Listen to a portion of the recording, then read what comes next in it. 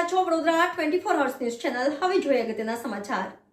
વડોદરા શહેર એસઓજી પોલીસે બાતમીના આધારે તાંદલદા વિસ્તારમાં C9 શકીલા પાર્ક બેસિલ સ્કૂલની સામે અબ્દુલ ઇબ્રાહીમ પટેલના ઘરે રેડ કરી 5 કિલો ગાંજાનો જથ્થો કબજે કરી વધુ તપાસ હાથ ધરી.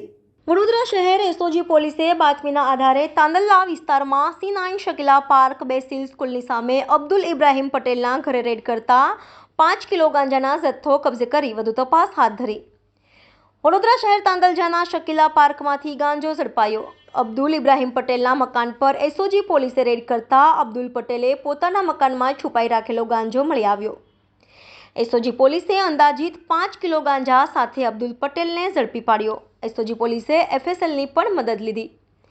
એસઓજી પોલીસે અબ્દુલ પટેલની ધરપકડ કરી વધુ તપાસ હાથ ધરી છે. એસઓજી પોલીસે 5.25 કિલો ગાંજો કિંમત ₹50,000 આરોપી અગાઉ એનડીપીએસ કેસમાં અબ્દુલ પટેલ સંડોવાયેલ હતો. આ ગાંજો ક્યાંથી લાવ્યો હતો એની તપાસ એસઓજી પોલીસ શરૂ કરી.